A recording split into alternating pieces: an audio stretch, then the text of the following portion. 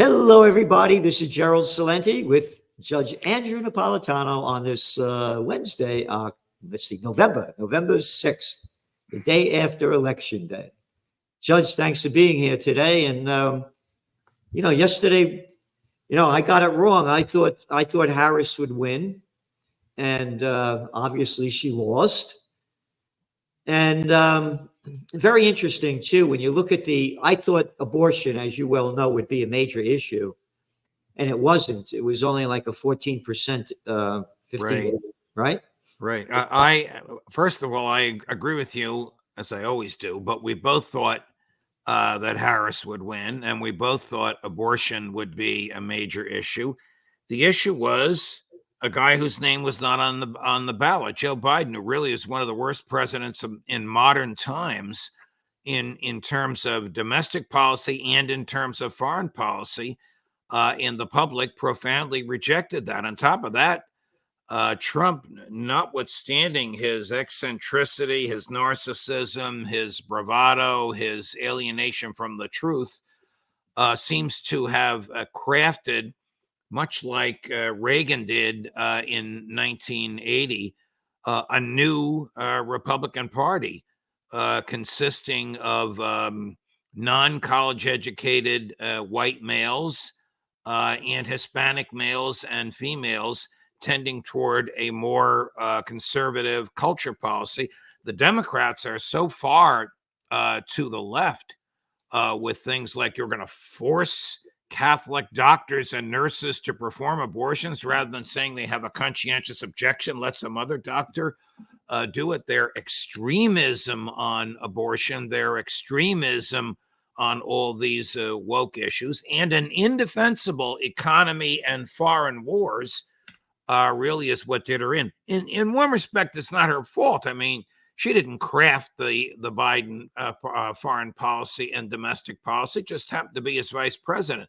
But her efforts to defend it were unavailing. But I, too, was surprised. I thought when we were having this conversation, we're taping now Wednesday morning, we wouldn't know who the victor was.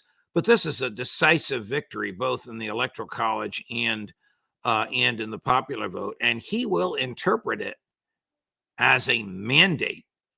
He will interpret it as a personal mandate. Our conservative Republican friends should be careful what they ask for. They are about to see the most authoritarian occupant of the White House since Abraham Lincoln. And there will be no limit to those after whom he will go, using powers that the Congress over the years has given to the presidency and which he will inherit on January 20th.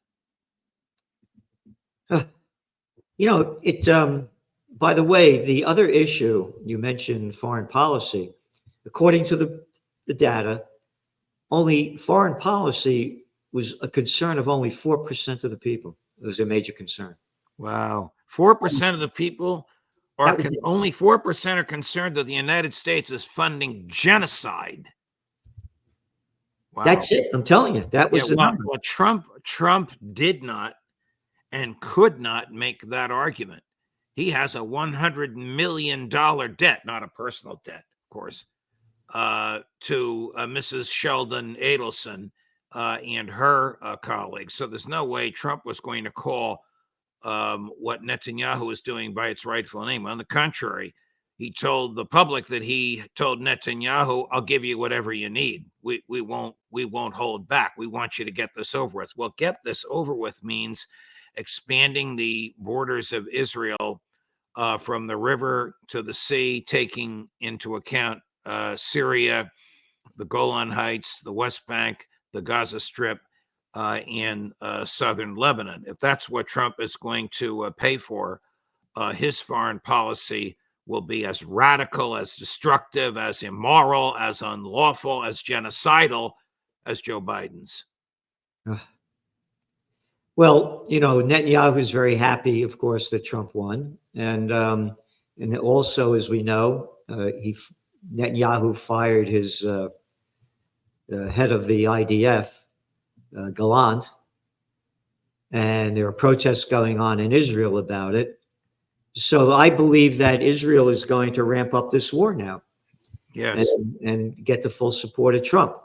I mean, Netanyahu fired Gallant in order to get off the front pages the scandal involving the release of classified Israeli top secret documents, which demonstrated that Netanyahu is a liar because he told the Israeli public and the world that it was Hamas that kept changing its mind and upping the ante at the ceasefire return of hostages negotiations, when these documents demonstrate conclusively that it was him, not Gallant, not his government, but him and him personally. He had to get that off the front page.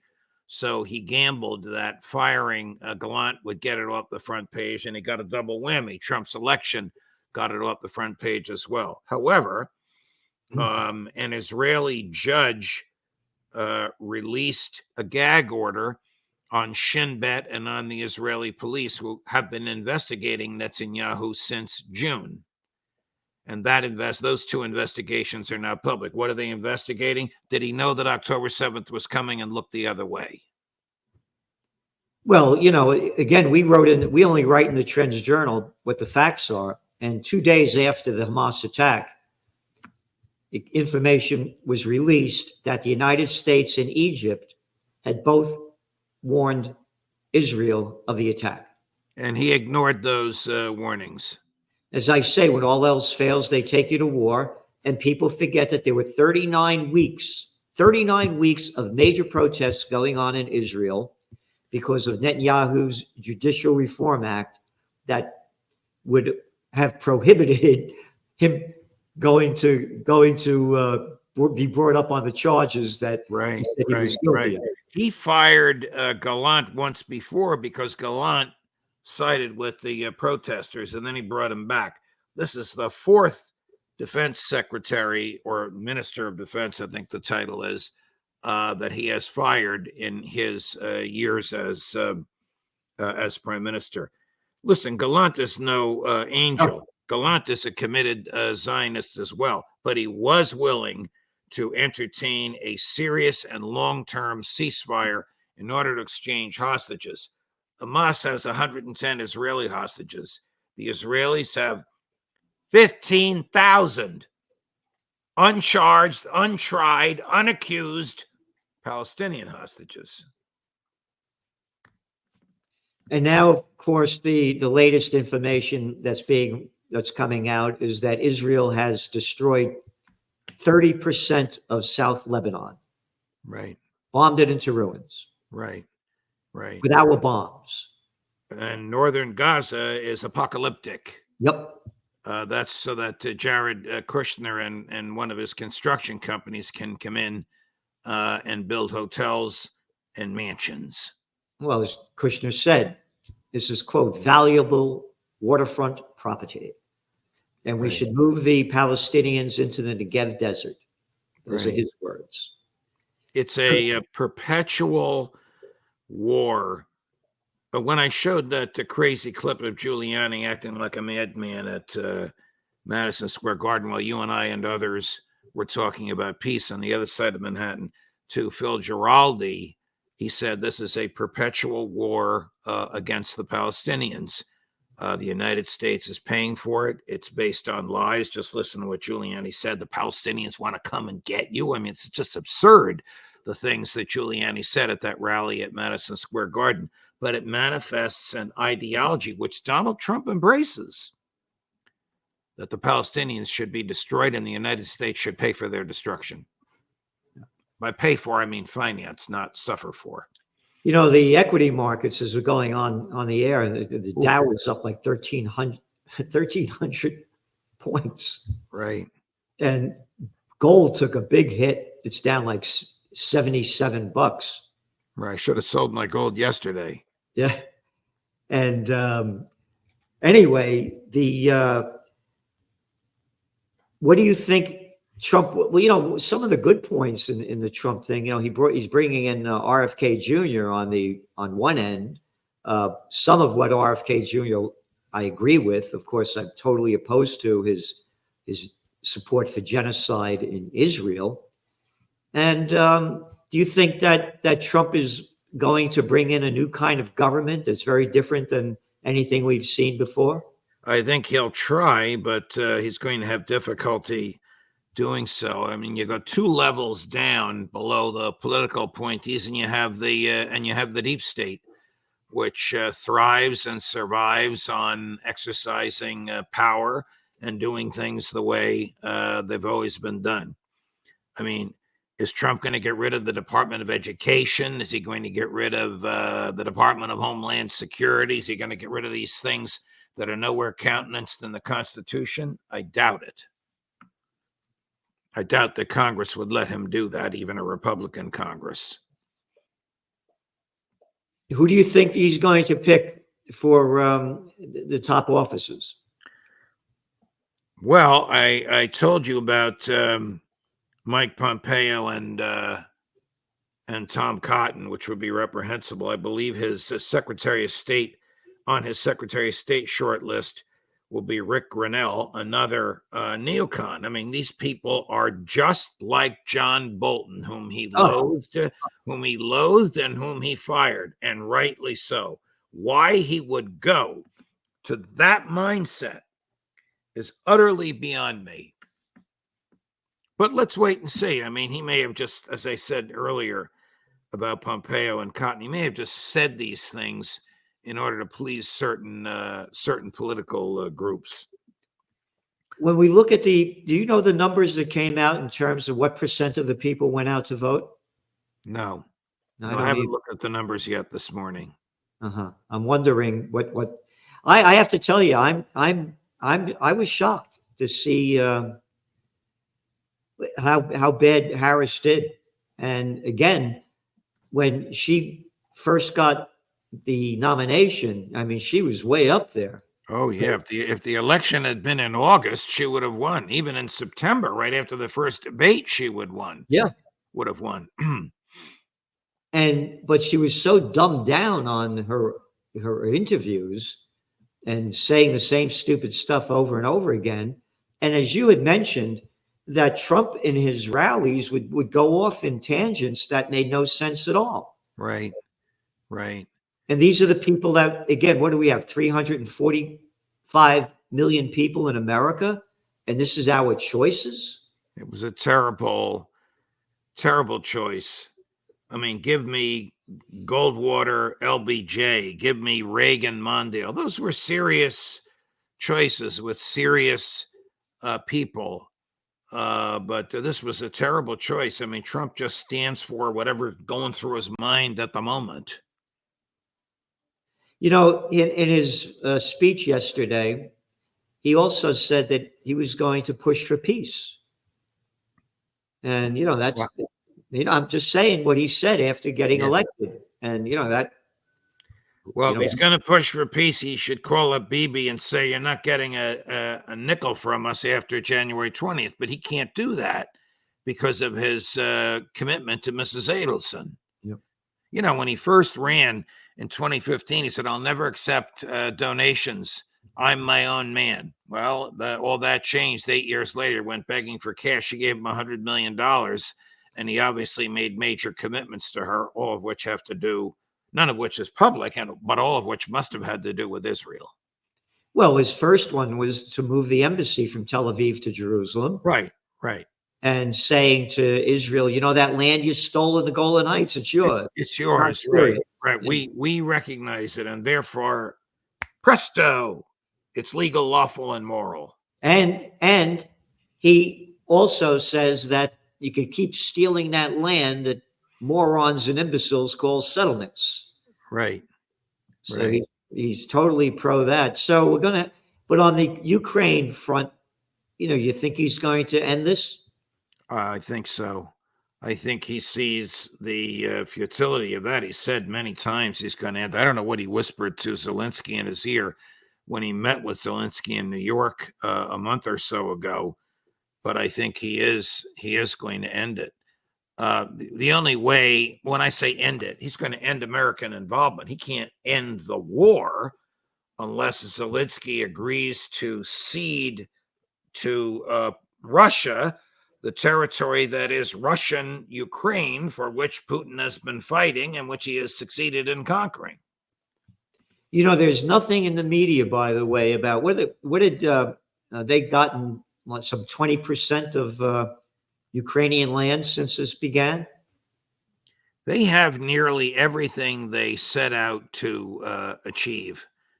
Colonel McGregor is on with me in about 10 minutes, and he's going to argue that Ukraine is evaporating in slow motion, but the speed with which the Russian military is moving westward is increasing. The Ukrainian military is losing about 10 to 12,000 human beings a day. 10 to 12,000 a day. So now think about this. I also agree. I think Trump is going to say, we're not going to give any more money. And they lose. They're not going to get the money for weapons. And Ukraine loses. So here we are. It began on February 24th, 2022. Right. All this wasted money, all these wasted lives for a war of waste. It accomplished nothing other than death and destruction. Thank you, Joe Biden. This is entirely 100% Joe Biden. I realize the Congress paid for it, but if he hadn't asked for it and authorized it, it wouldn't have happened. It's one of the worst foreign policy disasters in history. It's not as bad as Vietnam, where we had 500,000 troops there, 10% of whom came home in body bags. There are Americans who've been killed. The government has hidden that, but it is a foreign policy disaster of major proportions, and the Democrats are suffering for it now, even though it had bipartisan support. Do you think there'll be a new reconstruction of the Democratic Party? I would think so. I would think so. They're going to have to get rid of the hard left wokeism because it just doesn't sell. And very interesting, too, you know, Obama campaigned like crazy and didn't do anything. Correct. And the Biden administration is nothing more than the Obama administration 2.0. Agreed. So this whole thing, the Clintons, the Obamas, I think they've had their time. Their time has come and gone. I don't know who or what the next leadership of the Democratic Party will be.